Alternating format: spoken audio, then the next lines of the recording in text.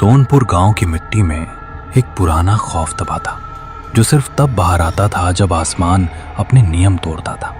सावन की बारिश जिंदगी लाती है, पर बिना मौसम की ये आंधी, ये सिर्फ मौत का बुलावा थी। आज आसमान फिर से बिना मौसम के गरज रहा था और हवाओं में मिट्टी की नहीं, शमशान की ठंडी राख की महक थी। सरपंच रामदीन जानते थे कि सरहद का छलावा आज फिर अपनी प्यास बुझाने निकला है।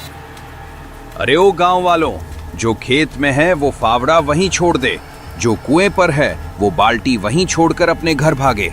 अपनी जान से बढ़कर कोई फसल नहीं होती। आसमान का रंग देख रहे हो? ये वो बारिश है जिसने 15 साल पहले हमारे गांव की कई मांगे सूनी कर दी थी। मेरी बात कान खोलकर सुन लो, कोई भी आज अपने ढोर डंगरों को बाहर नहीं छोड़ेगा। सूअर, बकरी, गाय, सब कुछ अंदर बांध लो। सरपंच 2 कदम आगे बढ़ते हैं। उनकी आवाज अब और भारी हो जाती है, जैसे वो कोई बहुत भयानक राज बता रहे हैं। सरपंच, जैसे ही घड़ी की सुई 6 पर पहुंचे, हर घर का दरवाजा अंदर से कस के बंद हो जाना चाहिए। और सुन लो, 6 बजे के बाद अगर दरवाजे पर कोई दस्तक हो, चाहे वो आवाज तुम्हारे अपने बेटे की हो, तुम्हारी सगी माँ की हो या किसी रोते हुए मुसाफिर की, कोई कुंडी नहीं खोलेगा। खिड़की से बाहर झांकने की भी गलती मत करना। वो छलावा है, वो अपनों की आवाज में पुकारता है, और जो एक बार देहरी पार करता है उसका शरीर भी नसीब नहीं होता। चलो, सब अपने अपने घरों में छुप जाओ और दिए बुझा देना। जामलाल का कच्चा घर। मूसलाधार बारिश छत के खप्परों पर पत्थरों की तरह गिर रही है।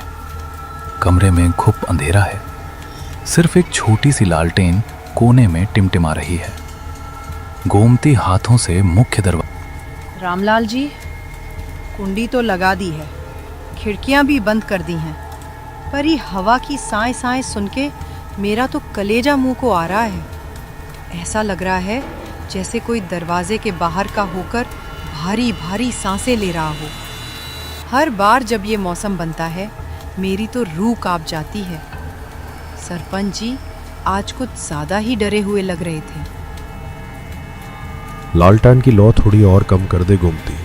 बाहर से अंदर रोशनी नहीं दिखनी चाहिए, डरना भी चाहिए। ये बेमौसम की बारिश हमारे गांव के लिए किसी श्राप से कम नहीं। तुझे याद है ना बिरजू चौकीदार? 15 साल पहले वो अपनी बीमार बीवी के लिए वैद्य को बुलाने निकला था। उस रात भी ठीक ऐसी ही आंधी उठी थी और वो 6 बजे के बाद बाहर ही रह गया था। हे राम, फिर क्या हुआ था बिरजू के साथ? हुआ क्या?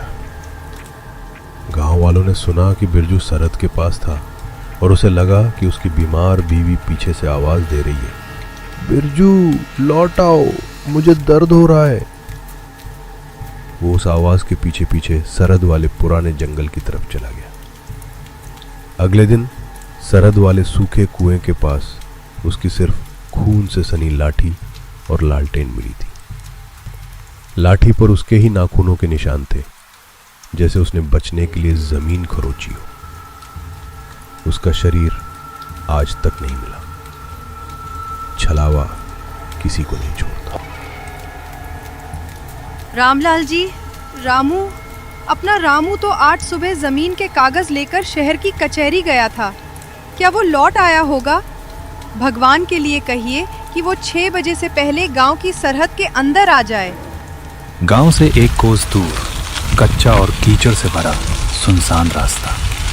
रामू अपनी पुरानी साइकिल पर पूरी ताकत से पैडल मार रहा है।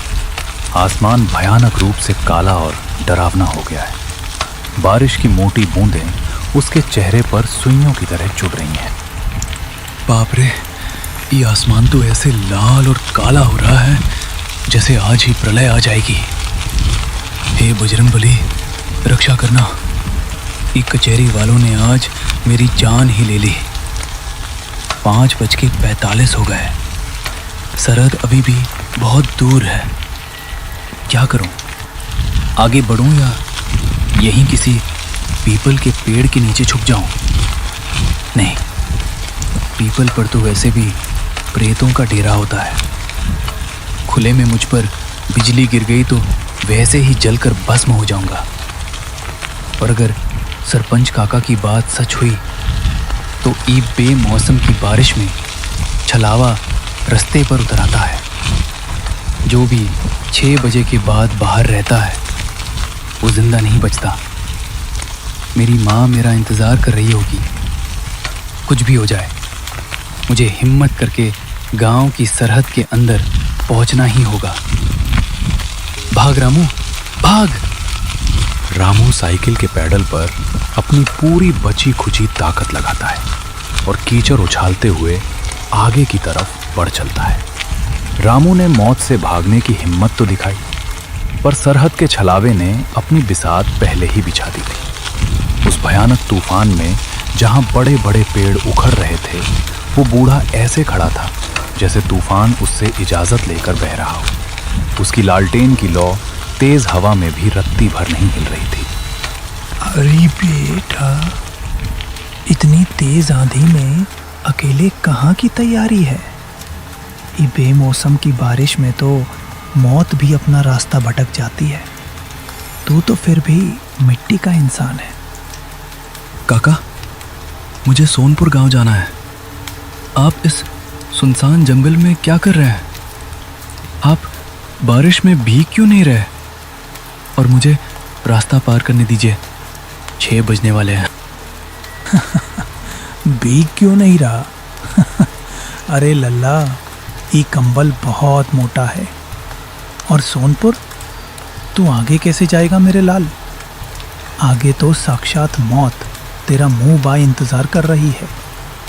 मैंने अभी अभी अपनी इन बूढ़ी आंखों से देखा है।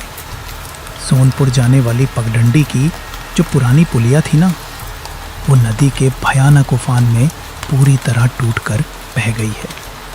रास्ता बंद है बेटा। क्या? पुलिया टूट गई? पर मुझे गांव जाना ही होगा। 6 बजे के बाद इस रास्ते पर रुकना मना है काका।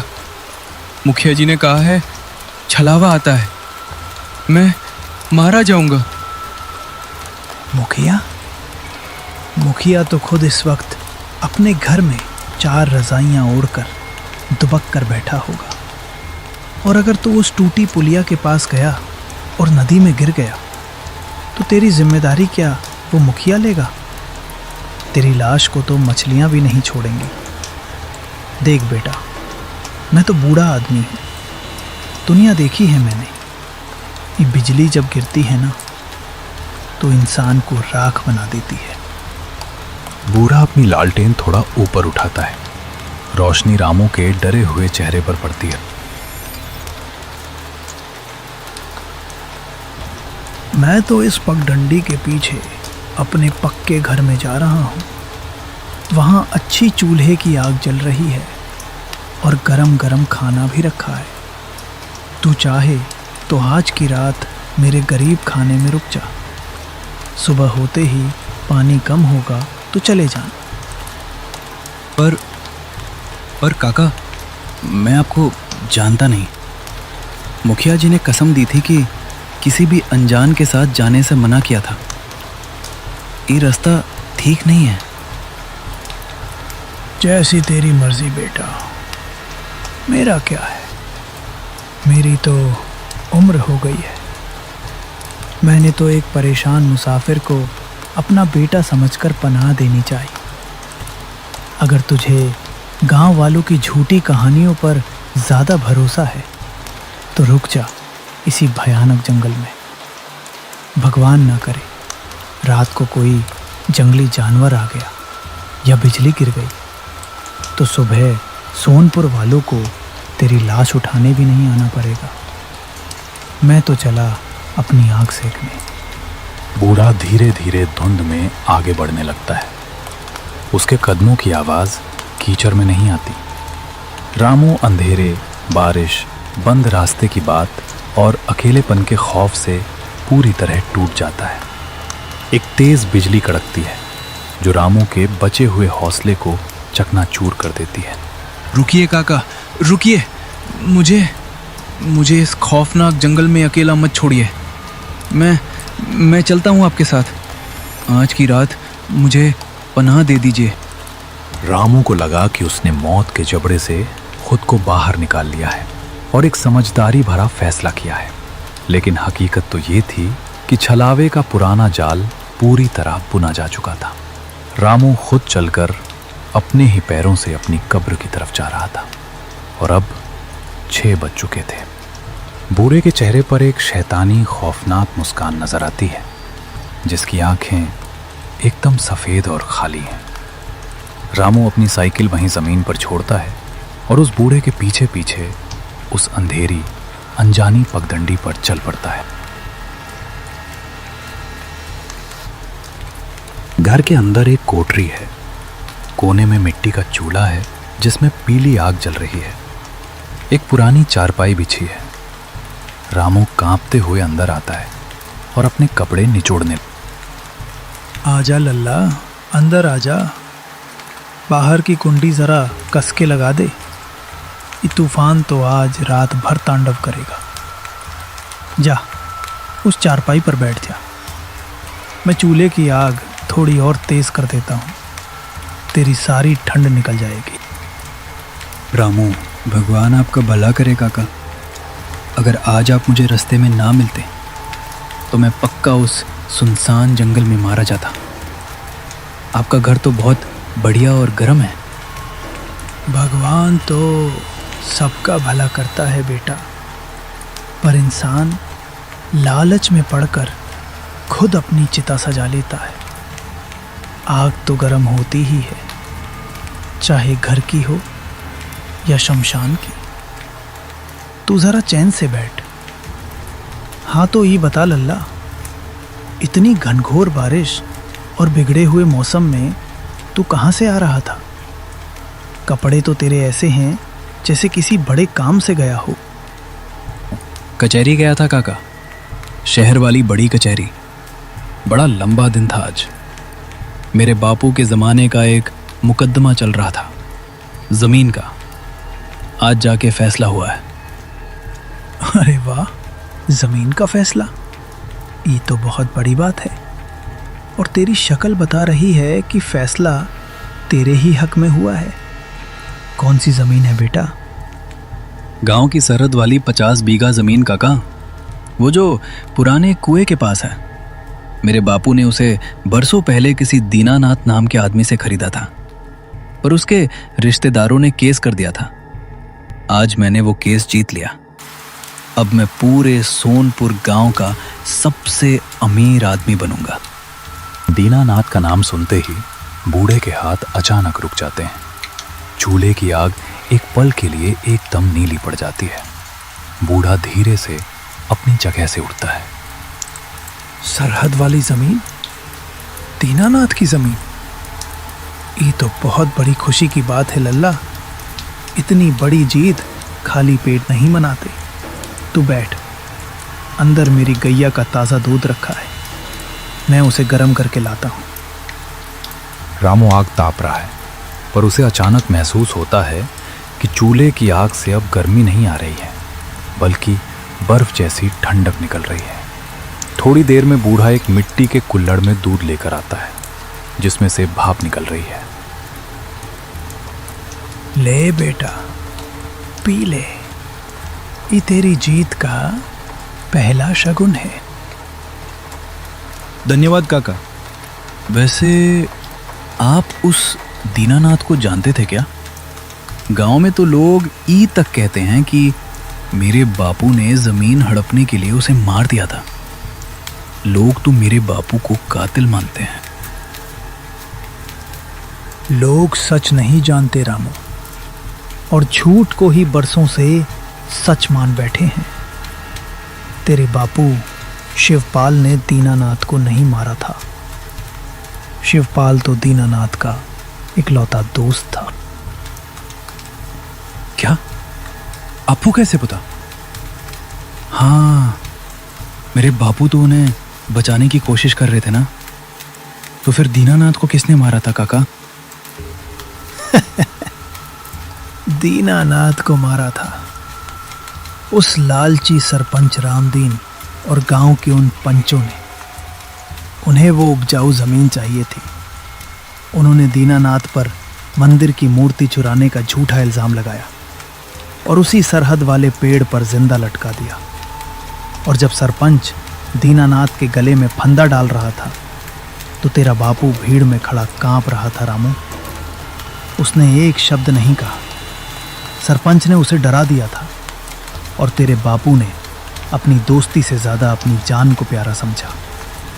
उसकी वो चुप्पी दीनानाथ को फांसी से ज्यादा चुभी थी। रामू, ये आप क्या कह रहे हैं काका? पर आपको ये सब इतनी अच्छी तरह कैसे पता? आप कौन हैं? ओल्ड मैन, क्योंकि मैं ही दीनानाथ हूँ रामू। ये खून, तुम दीनानाथ हो? पर जब मेरे बापू ने तुम्हें नहीं मारा तो तुम मेरे पीछे क्यों पड़े हो? मैंने तुम्हारा क्या बिगाड़ा है?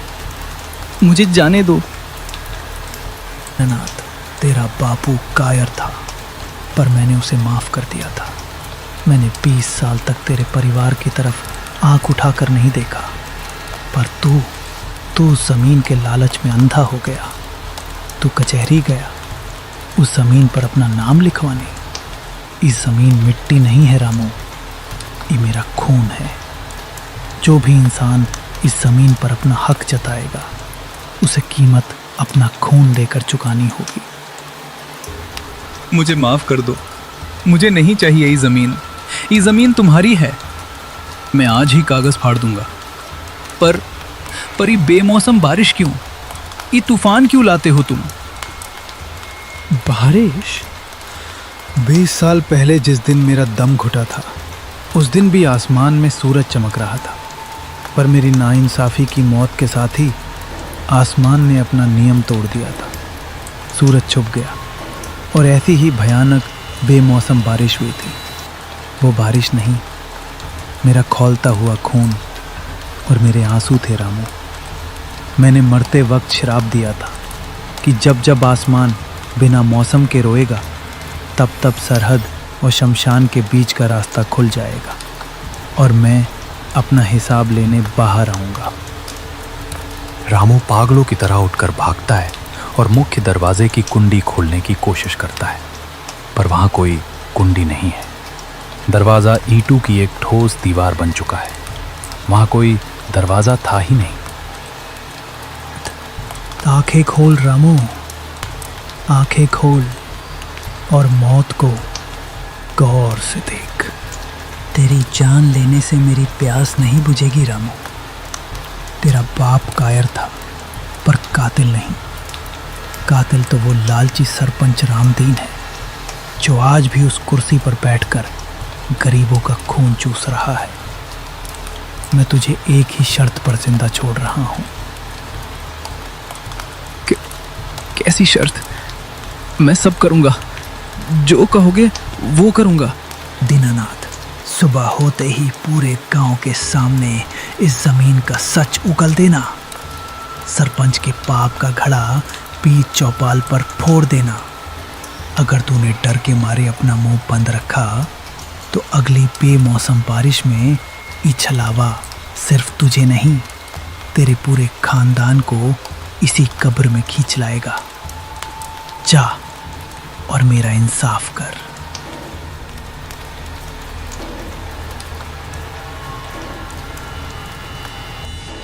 सुबह की धूप ने रात के तूफान को तो शांत कर दिया था, पर सरहद के पास जो सन्नाटा था वो किसी बड़े तूफान की खामोशी थी।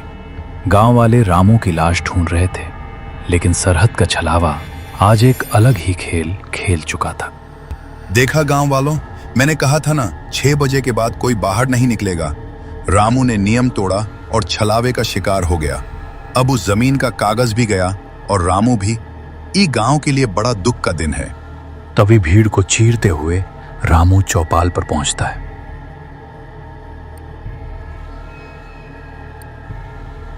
मैं जिंदा हूं सरपंच, और मैं अकेला नहीं लौटा। मैं उस रात का सच भी अपने साथ लाया हूं। रामू, तू जिंदा कैसे है? और ये पागलों की तरह क्या बकवास कर रहा है? तू रात भर बारिश में था, तेरा दिमाग हिल गया है। तुम्हारा खराब था सरपंच। गांव वालों, ये सरपंच हत्यारा है। 20 साल पहले दीनानाथ काका ने मंदिर से मूर्ति नहीं चुराई थी। इस सरपंच ने झूठा इल्जाम लगाकर उन्हें इस फंदे से लटका दिया था, और ये सब इसलिए किया ताकि उनकी 50 बीघा उपजाऊ जमीन इस सरपंच हड़प सके। मेरा बापू कायर था, जो ये सब देखकर चुप रहा, और उसी चुप्पी की सजा मुझे कल रात मिली। छलावा कोई और नहीं, दीनानाथ काका की तड़पती हुई रूह है, जो अपना इंसाफ मांग रही है। चुप कर बेवकूफ, ये लड़का पागल हो गया है। भूत प्रेत की कहानी सुनाकर मुझे फंसाना चाहता है ताकि ये जमीन खुद हड़प सके। सुक्खा, बांध दो इस पागल को उस खंबे से। कोई गांव वाला आगे नहीं बढ़ता। सरपंच गुस्से में नीचे झुकता है और रामू के फेंके हुए कागज और फंदे को उठाने की कोशिश करता है। सरपंच रामदिन, ये कागज मेरे हैं, ये जमीन मेरी है। कोई दीनानाथ। जैसे ही सरपंच के पापी हाथों ने उस फांसी के फंदे को छुआ, दीनानाथ के श्राप ने अपना असर दिखा दिया। आसमान जो एकदम साफ था, उसमें अचानक सिर्फ चौपाल के ऊपर एक खौफनाक बिजली कड़की। नहीं दीनानाथ, तू जिंदा कैसे? नहीं, मुझे छोड़ दे, मुझे माफ कर दे। हाँ, मैंने मारा था तुझे, मैंने ही फंदा खींचा था। मुझे ई जमीन नहीं चाहिए, मुझे बचाओ कोई। पूरा गांव सरपंच के मुंह से उसका गुनाह सुन लेता है। सरपंच पागलों की तरह जमीन पर रेंगने लगता है। उसे लग रहा है जैसे बहुत सारे अदृश्य हाथ उसे घसीट रहे हैं। हवा, मुझे सांस नहीं आ रही, छोड़ो मुझे। रामू, बचा ले मुझे। सरपंच पागलों की तरह उठता है और सरहद की तरफ दौड़ लगा देता है। गांव वाले और रामू भागकर सरहद वाले नीम के पेड़ के पास पहुंचते हैं। वहां का नजारा देखकर सबकी सांसें रुक जाती हैं। सरहद का हिसाब सरहद पर ही पूरा होता है।